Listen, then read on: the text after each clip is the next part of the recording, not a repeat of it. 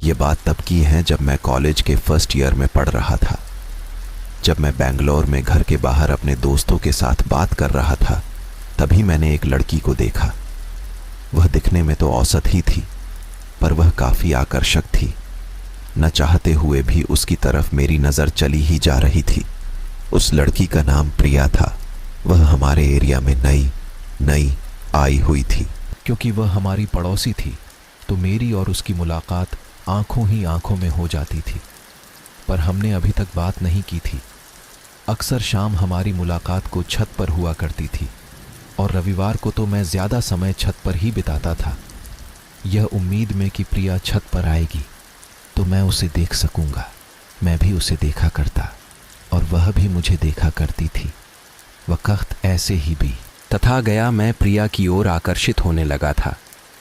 एक दिन प्रिया की माँ और मेरी माँ दोनों आपस में बातें कर रही थीं। उस दिन मैंने पहली बार प्रिया से बात की थी। मैंने प्रिया को अपने बारे में कुछ बताया, उसने भी कुछ अपने बारे में मुझे बताया। इस तरह से धीरे धीरे हमारी अच्छी दोस्ती हो गई। एक दिन प्रिया ने मुझसे पूछ ही लिया कि तुम्हारी कोई गर्लफ्रेंड है। तो मैंने उसे बताया कि एक लड़की थी जिसे मैं बहुत प्यार करता था, पर उस लड़की ने मुझे धोखा दिया। वो बस मेरा इस्तेमाल कर रही थी। उसने मेरा दिल तोड़ा।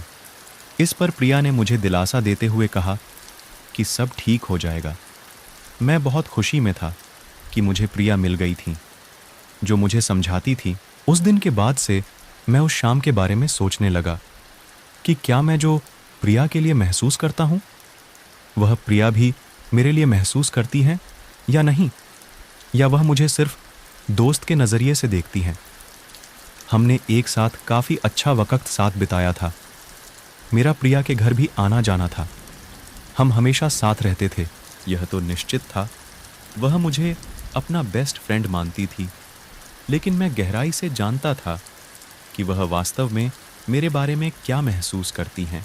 एक दिन जब प्रिया का मॉम डैड किसी रिलेटिव के फंक्शन अटेंड करने के लिए उनके घर गए हुए थे, उस दिन प्रिया और उसका छोटा भाई घर पर अकेले थे।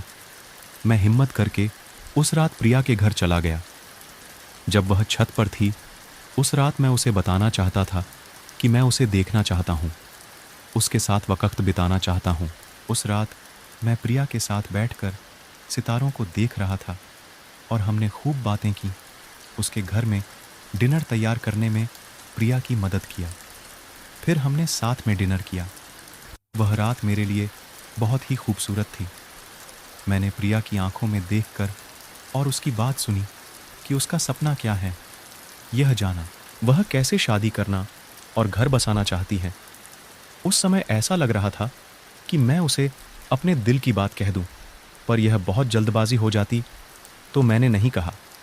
मैं बस इतना कर सकता था कि उसे अपना सपना बताऊं और उसके बगल में बैठ जाऊं, पर मैं अपने दिल की बात नहीं कह सका और बिना इजहार किए ही वापस घर चला आया।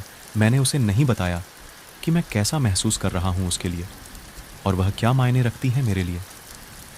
मैंने कई बार इस बारे में उसे बताना चाहा, पर हिम्मत नहीं जुटा सका, क्योंकि डर था वह मुझे रिजेक्ट कर मुझसे दूर ना हो जाए। ग्रेजुएशन के बाद प्रिया आगे की पढ़ाई के लिए विदेश चली गई, जहां उसके फैमिली मेंबर रहते थे। मैं उसके लिए बहुत ही ज़्यादा खुशी में था, लेकिन साथ ही उसे जाते हुए देखकर मैं बहुत दुखी था। मैं दुखी इसलिए था कि मैंने उसे अभी तक नहीं बताया था कि मैं उसे बहुत प्यार करता हूं और उसके बिना अब मैं रह नहीं सकता। मैंने प्रिया को जाने से पहले अंतिम बार उसे अलविदा कहा। मेरी आंखों में आंसू था। मैं अंदर ही अंदर रोया और प्रिया को अंतिम बार अलविदा कहा।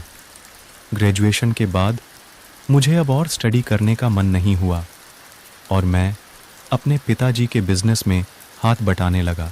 मैं किसी तरह अपने आप को व्यस्त रखने की कोशिश करने लगा।